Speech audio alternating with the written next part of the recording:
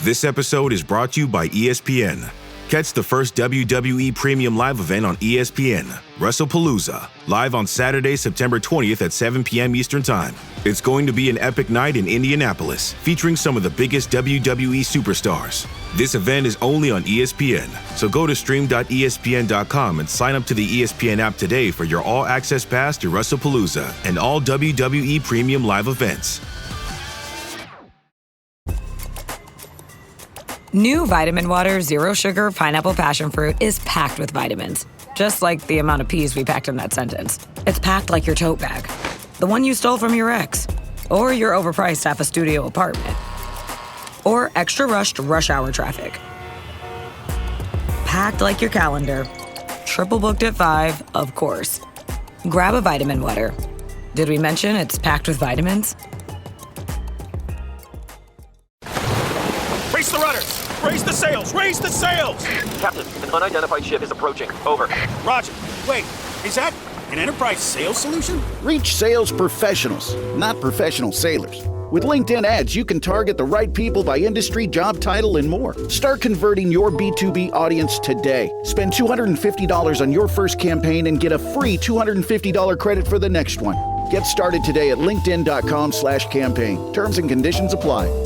The family that vacations together stays together. At least, that was the plan. Except now, the Dastardly desk clerk is saying he can't confirm your connecting rooms. Wait, what? That's right, ma'am. You have rooms 201 and 709. No, we cannot be 5 floors away from our kids. The doors have double locks. They'll be fine. When you want connecting rooms confirmed before you arrive, it matters where you stay. Welcome to Hilton. I see your connecting rooms are already confirmed. Hilton, for the stay.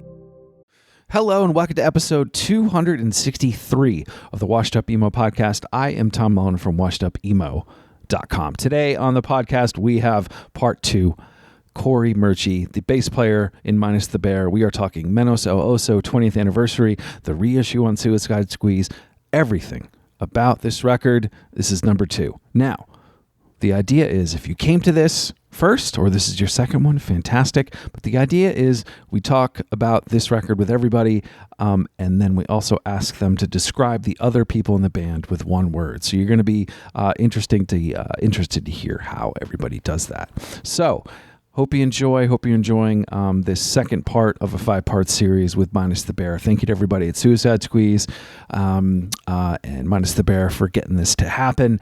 All right, so this is episode 2 of 5, episode 263, the Washed Up Emo podcast with Cory Murchy talking about Menos el Bear, Menos el Oso 20th anniversary. This is Cory. Cory, how are you? It's Tom Mullen. Hey, Tom. How are you? Good. How are you? I'm doing well. Thanks for asking, man. What are you up to right now? Oh, just early morning chores around the house. What are those chores? Going to the dump, picking up the yard, doing some sweeping and mopping, doing some laundry. I live in a pretty rural area, so. Well, that's the tip off was the dump, because that's what I called it up with my dad, and we would have to go to the dump. And yep. Not called the landfill. It's just the dump. Yep, it's the dump. Nice. Well, you've told them you have a half hour to do this. You're a rock star, so you need to do this. Correct? Is that what you mentioned to the family? That's right. I'm all yours. It's fine. It's fine. Actually, if you want to drive to the dump now, it's fine. If you want to do that. No, this will be great. I'm looking forward to the distraction. Okay, cool. Thank you for doing this. I think it's really rad that you guys are doing this record, celebrating it. And so, yeah. Any questions before we start? Any concerns? Are you familiar with what I'm up to? Hopefully. I think I've heard some of the podcasts. I know we're talking about Menos. Yep. Was this kind of like a track by track thing, or just kind of a general about the record, not track by track, very cool. Just like how are your feelings and thoughts. And then I have some specific questions that I'm kind of asking everybody, which will be fun for the listener because they'll kind of hear everybody's different answers. But pretty chill. Yeah, man. Okay, cool. That all sounds great. All right. So first thing is state your name, the date, and where you are. I am Cory Murchy. It is Saturday, August 2nd, and I am in Pena Blanca, New Mexico. Oh, amazing. Yeah. How far? No, how in the sticks is that compared to what city? So we're about halfway between Albuquerque and Santa Fe. Okay. So we're about 30 miles from Santa Fe, 40 miles from Albuquerque. We're about 12, 13 miles off the highway, and we're a little like farming village, smack dab right between two pueblos. One to the north is Cochiti Pueblo, and the one to the south is Kiwa Pueblo. Awesome. So, what do you guys do out there other than go to the dump? A lot of dump. My wife and I, after the band, we thought was over. I grew up in New Mexico, so something that both of us wanted to do was come down to New Mexico. And so we both ended up finding jobs at a living history museum up in La Cienega, which is about 20 miles north of us. And so we work in the agriculture and operations side. So kind of a 180 from my life as a rock star. No, I mean, you're still dealing with shit. Yeah. There you go. Yeah. I think, anything you do, you're still dealing with shit. Yep. That is awesome. It's very cool. And I think that does kind of set the scene a little bit. Like, I love that you're kind of there and with nature and being able to kind of live your life the way you want to. And like you said, kind of, hey, I guess we're doing this again. Thinking back maybe to 2005, do you remember how you were approaching any goals, any sort of creative energy? Do you remember anything about that sort of like around the genesis of this record? Yeah, I mean, I think by that point we were just so firmly entrenched in what we were doing and kind of just on the trajectory of we were caught up in the wave, I think, of the movement of the band and the progression that we had created. So I think we were all focused on the band. We were all focused on writing music. We were all focused on touring. And the wheel just started feeling like it was speeding up, if that makes sense. Yeah.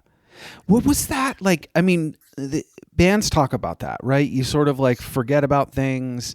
You're just running. You've got 1,000 things, and all of a sudden, a few years later or 10 years later, whatever the time frame is, it's done. Were you able to sit, like literally sit, or did it feel like you were kind of running from Pirates right into this? Yeah, I think it was just a constant motion. And I think that was a positive and a negative to the band.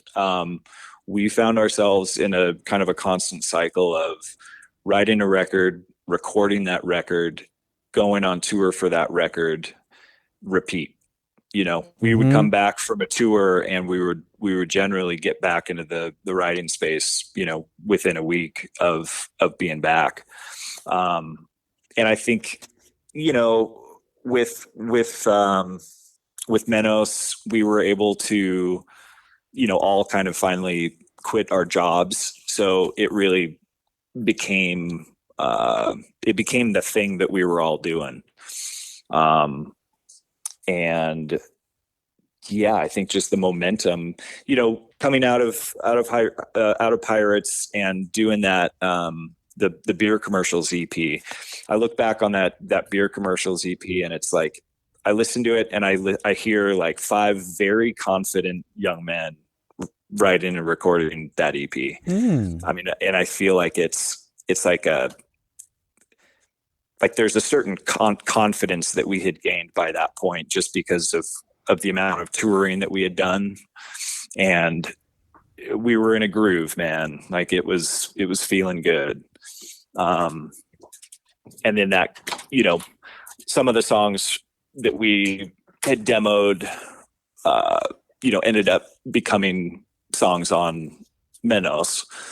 So, cause we, had to make some decisions of what would go on the EP versus what we were going to save for the full length. So some of that energy, I think, rolled into Menos, pretty seamlessly. Yeah. And then for you, from a songwriting perspective, like, were there things that you wanted to bring to this record that hadn't, or that you felt more confident in? You kind of said that earlier about the whole band. Like, where was your place in that setting of, I have this, I want to try this, or was it the same? Was it like the previous records and it sort of it worked like how it did, or did you feel that there was a little bit different from you? And it could be either or. Well, I think, when we spent like a weekend out in the woods kind of writing and doing demos, and wrote a bunch of stuff that, would go on to beer commercials and then Menos. And I felt really great about the way we were all writing together and feeling like it was all pretty cohesive. Somewhere in between there, things changed, admittedly, for me. My mom was diagnosed with breast cancer and subsequently passed away between beer commercials and the release of Menos el Oso. And to be quite frank, that, sent me into a different headspace, obviously. Absolutely. And so it kind of marks for me a shift in how things kind of progressed and how things panned out in the future. And that, kind of comes to writing, and, Aaron and Dave started writing more kind of just together, and then bringing songs to us. Although I was in the room for a lot of that, and just kind of, played a support role, I think, more than anything for a lot of stuff. But I had a lot of shit going on, right. I had a lot of processing that I was and wasn't doing through all that. The band kind of helped, for better or for worse, not allow me to really process some of that stuff, because we were just in this rhythm, like a couple months later after she passed, we were on tour. Wow. And so, I feel like for me that really colored a lot. Do you feel like when you listen back, can you tell? I mean, there's a lot to unpack, and you can unpack or not, but it's like, it seems like, can you feel this is where I was contributing, or this where I felt that I did what I could in that moment in time, and I'm okay with that? Because that's how I would envision it. Yeah, I mean, I think with hindsight and with time and some perspective, I can. I think, in the immediate years and time after it, maybe I felt a little less confident about things. But I was so invested with the band that I just, like, there was nothing that was going to stop me from keep going, with it.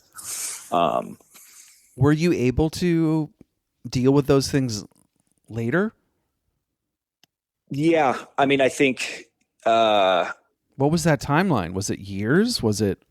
Yeah, for sure, man. For sure. I mean, honestly, I don't think I was really able to process a lot of stuff until the band closed up shop. And leaving Seattle, coming back to Santa Fe, where my mom, where I say goodbye to my mom. Like, I think that I was finally able to kind of fully process some stuff. Mm-hmm. Yeah. Yeah. So this record it's deep for you. It's heavy, man. It's heavy. Yeah. It's, I'm admittedly the emotional guy of the band, and, welcome to the podcast. Right. Yeah. Thank you very much. It's very fitting. And very much, wear that on my sleeve for better or for worse. And so, yeah, it brings up a lot, it brings up a lot. And it's good. It's good to process it from some distance and in a healthy way. And it's just good to process, process is good. So I feel very thankful that we are doing this, because it does allow me to, even though we did a 10-year anniversary, it was fraught with emotion, but we were still just in the thick of things, as the band and the unit, that, I kind of still pushed a lot of that shit down. And so kind of being able to revisit it and, thinking that it wasn't going to be revisited, it's pretty incredible. It's really, I feel very lucky to be able to do it in the headspace that we're all in at this point. What is that headspace? I just think healthier. I think older, hopefully a little bit more mature. We were, like, I spoke on that constant cycle that we put ourselves in. Speaking for myself, it's hard to grow and, become a full functioning adult when you're still just in this cycle of what you've been doing since you were a kid, if that makes sense. Absolutely. I think it when people leave high school, right, and then they get to college, some people do not realize that shift, and they fuck up. Like, they fell out, or they do amazing, and they wanted that change. But it's like you get into this cycle of, well, every year I have summer, and then I have this, and then you're like, oh wait, I have to work now. I have to handle this other thing because I have a someone I'm responsible for, right? Like, those things start, like you said, in that core rhythm, there's nothing else going on. Yeah. Meaning, outside of the band. Yes, there could be drama and things like that, but like you said, it's this cycle that, as a kid, everything's set up for you. Yep. Yeah, and you just have the same patterns and same rhythms that, it's difficult to find yourself a way out of when it seems to be working, So, we continued to go on very successful tours and write records that we're all still proud of. And, we're still very, very functioning, but not necessarily in the most healthy of ways. Right. So being able to have that distance, have that time. And, I feel like we all really felt like the farewell tour was, the pin in the end of things. Like, we were done. Right. None of us really were holding on, like, oh, I hope we're going to just go get back together at some point. Like, I feel like all of us were like, we're good. We're good. So yeah, so it's been good. Thank God we had some time away, and we're able to all address some things, I think, in our lives that we needed to address. That's what I think is interesting about these anniversaries and things about, there's the older crew, right? That's like, saw it back then, don't need to see it again, good to go. And then they don't realize that you're in a different place as like the crowd is. Like, when I go to these shows, sometimes these anniversary shows, I'm still walking in pretending that I'm 21, and then I walk around and I see all the Carhartt, and I see the beards, and I see the grays, and I was like, oh, okay, that's a mirror. Okay, got it. And I don't have Carhartt or gray, but I'm just saying, in general, the perception, you're going into this. And I have always perceived myself as younger in whatever room I'm in. And so I am very aware of a band doing this what they're in a different spot now, like what they've gone through. So when you talked about that of like, you're in a better place, like I want to see this more than I did back then, because I want to see where it went and what these songs are doing now. Does that, totally. Am I making sense, or am I not having enough coffee? No, absolutely. And I mean, I think all of it, for myself, I'm really excited to get on stage and play these songs as, like, for lack of a better word, like as an adult. Like, yeah. And someone that has like done some work and done some, processing of their past. And, I feel like 100 times more confident just going out like and playing these songs. I feel like people are going to be able to see us at our actual prime. Like, everyone is playing so well and we're all so tuned in that it's, we played great live shows in the past. Like, we did our job, but there's a certain spark and energy to things now that I'm very excited about. And it's not, we're not going in there thinking we're going to be the 21-year-olds, doing the same shit. Like, we're all old men that, right. It's cool. It's very, very cool. And it's cool to have that opportunity, because I think a lot of folks don't get that a lot of folks don't get the opportunity we had, period. And now we kind of get to go out and do it again, and just bring all the positive to the stage. Yeah, I love that. I think one thing I want to jump back to, which is a little bit, did you remember your parts? Because I think what's so interesting is the amount of intricacy, and then as a bass player, it's like, okay, cool, I can be this interplay with the drums, and I can just be chill. But it's like you added your own to that. So it just, did you remember it? And B, what was that like, creating it then and then kind of reenacting it again with everybody practicing for this upcoming anniversary? Yeah. Shockingly, it came back real quick. I think like this weird muscle memory kicked in. A lot of times I would sit down and try to play a song that I hadn't played, in years. And the more I thought about it, it would fuck me up. And then the second I just kind of like switched my brain off and just let my kind of fingers do their job, it all of a sudden presented itself. And it was like, oh yeah, that's it right there.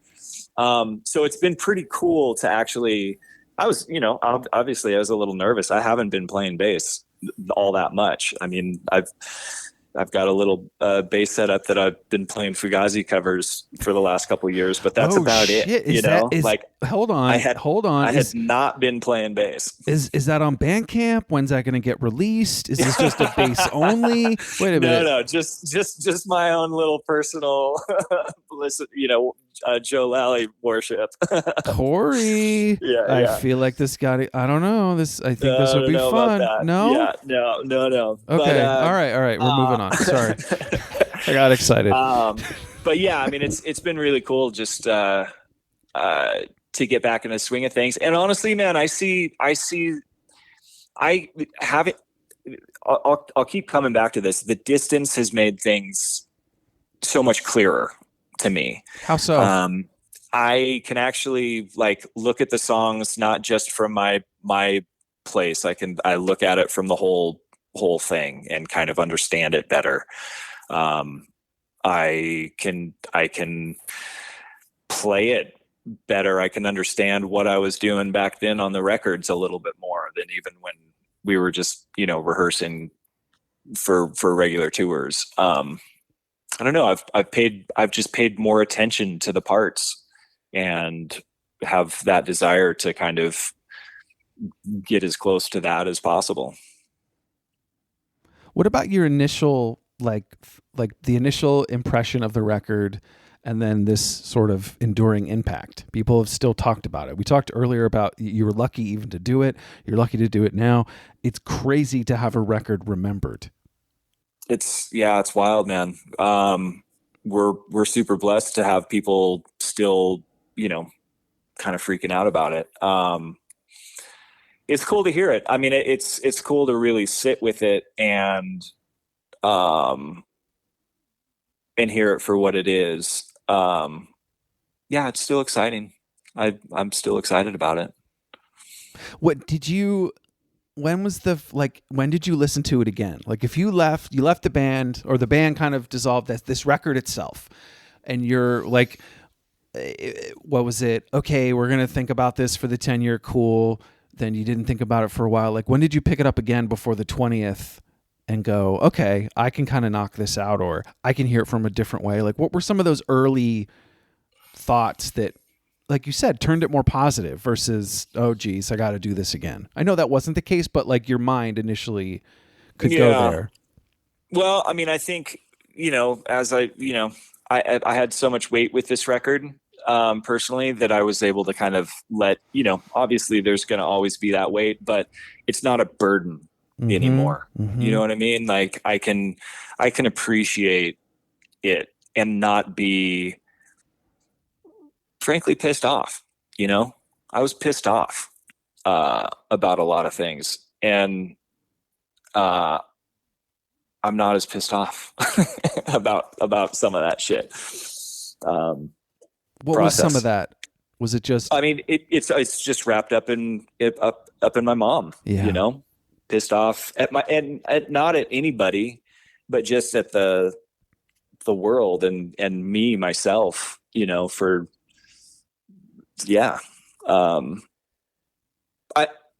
I took myself. I was able to kind of take myself off the hook, if you will. So it's exciting. It's exciting to play the songs. I'm not filled with dread of, memories or the bad stuff. I can kind of focus on the positive. That's great. Yeah. Any other? I feel lucky to be able to. I feel lucky to be able to be in that space. I feel lucky to be here. Yeah. Because I wasn't always. So I feel very lucky. And then also, too, the support that you have around you to be able to do this. And like, yeah, I just think it goes back to that, like, adulting part. Like, you can handle the 16,000 things you have to do and also knock this out and also put it in its like, you can kind of compartmentalize. Yeah. Yeah, very much. I mean, I feel like I get my cake and eat it too with this whole thing. I'm very happy in New Mexico. I'm very happy doing what I do. And I've created a life here that's a complete 180 to my life in Seattle. And I'm very, very happy about that. But man, I'd be lying if I didn't say, or if I said that I didn't, miss a lot of the aspects of touring and playing music live. And frankly, the camaraderie with the guys. Like, I'm gonna get emotional. It's okay. I don't think I realized how much that camaraderie meant to me. And it does. Yeah. Because it's a special bond that the four of us now, and with Josh, 5, that share, and it's something that you can't really explain.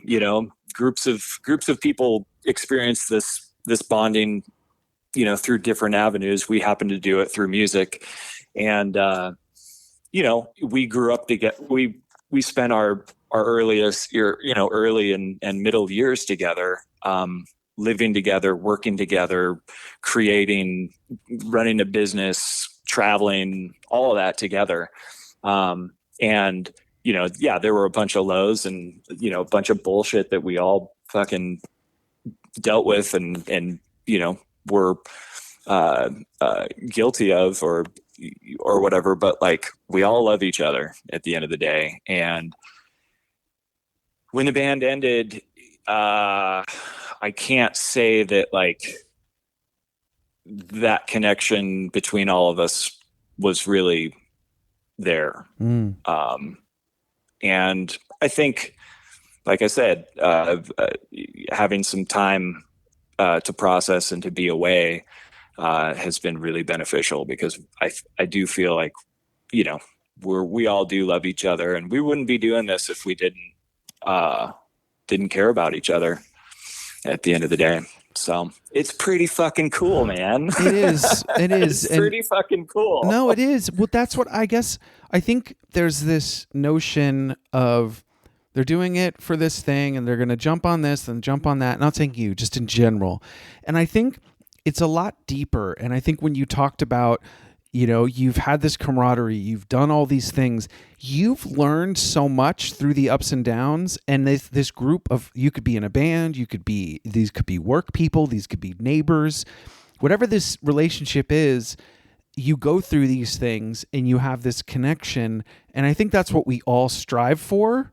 And I think we're fucking lucky that it involves music, which is this other level. Like, I'm not spiritual, but like, that's it. In a room with people creating something and everyone fucking gets chills. That's it. Yep. And so, or you're in the van and everyone's fucking loving the song someone picked, or you're debating it. And it's like, that is all day for me. And so I think I would say this, like, I don't care if one person showed up or 1,000 people showed up. I mean, yes, for your booking agent, everyone else needing money, but I'm saying it's you guys are up there and it doesn't matter. Yeah. And being able to do it and people showing up is almost, yes, that's amazing. But I feel like if no one cared, pretend like no one cared about this record, I feel like you guys would have met up and jammed it. And something without press or without PR, you still would have reconnected somehow on this record. Yeah. I mean, who knows? I'm just glad that this opportunity has arisen and that we're here now. Because it does continue to blow my mind that people, loved our band as much as they do and still care. If no one showed up, it'd be a little embarrassing. I know that was a little weird, but kind of like. But I know what you mean. Like, yeah. Big picture, I totally agree with you. That was a bad analogy. Yeah, that was. No, but I get you. I'm picking up what you're putting down. It's like, is this still sound check, David? I don't think so. I don't think this Sacramento show really worked out. Jeff Tones is playing somewhere tonight. We're fucked. Yeah. What about I think I actually wanted to ask about Seattle again, because you were there, you moved, you were up there and back, and I'm currently reading let me see the fucking book I'm reading, which again it's before the time, but it's really gotten me thinking about Seattle. It is what the fuck is his name? I'll edit this so it sounds fucking cool. Oh, Everybody Loves Our Town, An Oral History of Grunge. Oh, yeah. Yep. Have you read this? I feel like I did. I can't remember if I've just skimmed through it. I know what you're talking about, though. It got me. It was like excited that I had all these planned, because it's so interesting. Like I'm at the part where like Duff is like leaving to go to LA and like leaving these bands, and everyone's like fucking blown away, but everyone knows you had to get out of there to make it. And I know that was the 90s and a different time, but it's like this isolating place, yet an incubator. So that is me never being there, never knowing, just reading books and being obsessed with Nirvana. And I'm like in my upper 40s. So like for you, like being there in the creative space and that time period around this record, could you explain that in your thoughts? Yeah, I mean, there was a lot of excitement with Seattle at that time. And, there were a lot of bands doing good things. I think you're right. Seattle is an incubator. It's kind of this weird like corner of the country where you can, it's weird. It's a small town, when it comes down to it. It's small, and the circles are pretty overlapping when it comes to musicians. And so, yeah, it just felt like there was a lot of energy. I mean, I moved from Santa Fe because I needed to get out of Santa Fe because I knew that, you know, a musical career for me wasn't going to go anywhere. So I went to Seattle because that just seemed like the right idea. I mean, I had my family was originally from that area anyway, but, so I had some connection there, but, I didn't know anybody. And once I started kind of finally figured out that the Cha-Cha, the bar of the Cha-Cha Lounge was kind of the hub, I just started hanging out there. And it was like, you know, John Atkins is your bartender, and he's the fucking awesome dude from 764 Hero. And that's insane. Kim Warnick is serving your beer, and that's Kim Warnick from the Fastbacks, who used to play with Duff. Right. And, you know, it's like, so it's like all these people were there and you were rubbing elbows with everybody. And so, yeah, it was more of a petri dish than an incubation. I hear that. Yeah. But it worked for sure. That's cool. Thank you for appeasing that. I just think it was so interesting. And yeah, like you said, I don't know. It reminded me of Boston. Whenever I go to Boston, it's like you go into a room and it's like this, like it is like a petri dish, each show, because there's only a couple shows to go to. Like New York, I lived there forever. It does not feel like that. There's 20 million different scenes. Everyone's got their own head up their ass. And it's an interesting way. And I think it's a great place to do that without influence of maybe a major media or a major city influence on you. Like you can kind of be separated. Yeah. Yep. Yeah. Because it wasn't industry based like LA or New York was, you know, it was, I think the Seattle and like Midwest connection is stronger than the Seattle, LA or New York connection. If that makes sense, there's kind of that weird isolation of those areas, that create their own scenes. And, you know, there's only a handful of clubs. There weren't, you know, a shit ton of clubs that, you know, that you could go to all the time. So everyone is rubbing elbows, you know? Well, I always love that of like, you go to the show and you didn't have to tell anybody. Like there wasn't like I'm just going to be there. And if they're not there, they're at the other venue. Yeah, exactly. Exactly. So, and then what was the thing about the record? Is there any, did this spark anything for you to play more, to think about music differently, like kind of being able to have this opportunity? Or is this like you're going to do the shows and then back to driving to the dump? I'm joking. No, I know you have the other job. I just think it's yeah. No. I mean, no, man, it's totally. Fuck, man, I wasn't even listening to music.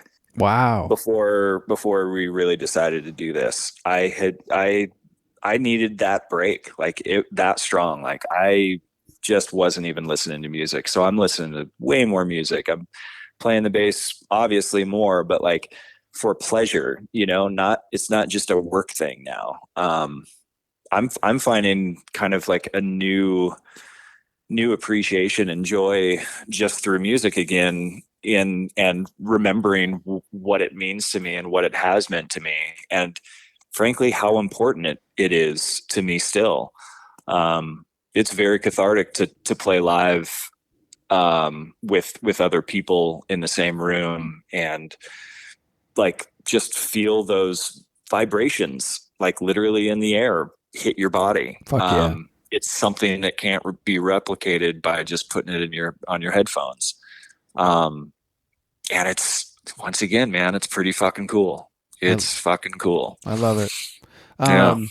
So this is the fun part where I need you to describe everyone else in the band with one word. And I'm going to list off the people, and you're going to say the one word, and then you're going to say why. Ready? Don't worry. Hold on. Oh, boy. Don't worry, because you get to hear everybody else's. Don't worry. It's going to be fun. All right. So first one up, Jake. One word and why. Now, people have had trouble. Sometimes they make phrases. It's okay. I'm not going to take points off. But Jake, one word. Oh man, this is, you're really putting me on the spot. It is. I mean, the first thing that I think of is dry.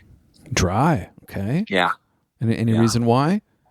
He has the driest sense of humor, and he's one of the funniest dudes. And I'd forgotten just his subtle like responses or quips like are the driest of dry and just can throw you on the floor.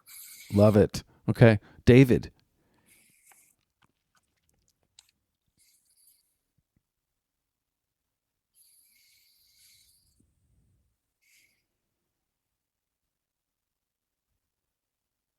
Focused. Yeah. I like that. That's kind of self-explanatory. Yeah. I think his focus and just drive are coming together, and he's a powerhouse musician, and he knows what he wants and what he wants to hear, and he has that focus. I love that. All right, Mr. Bayless, Matt Bayless.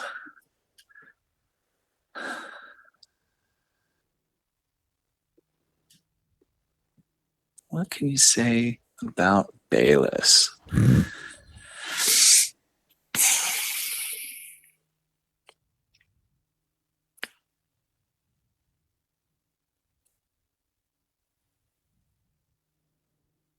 Bayless is solid.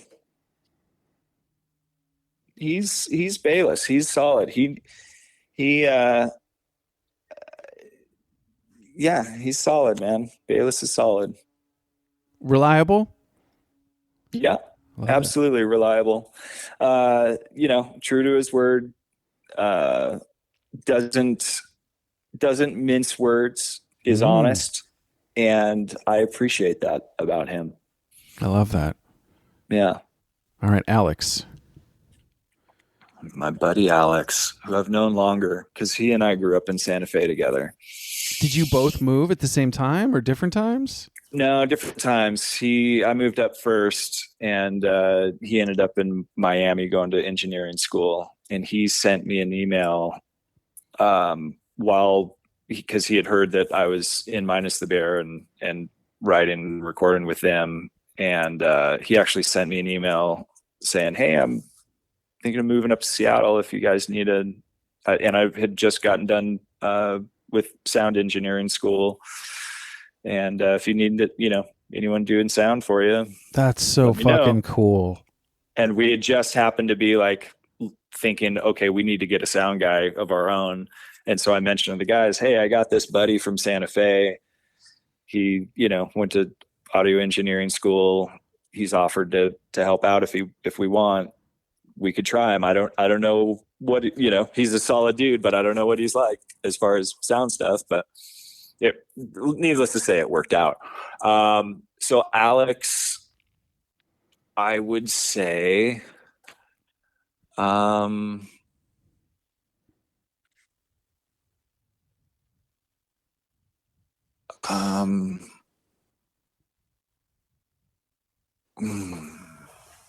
sorry, I want Alex would be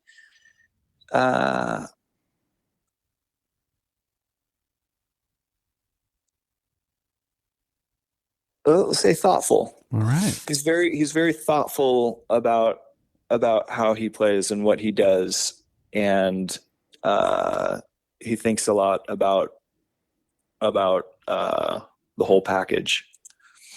I like that. Yeah.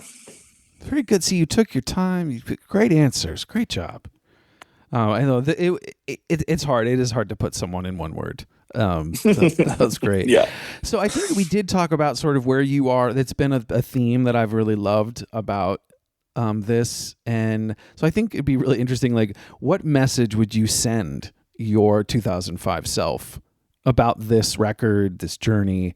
Like, what advice or encouragement would you tell yourself now in 2005? It's funny because it's probably the same thing I would have told myself then, but just to keep going. You will find that things change, and the only way to get to the other end is just to keep going. I love it. That's perfect. Is there anything else you want to mention that came up while we're chatting?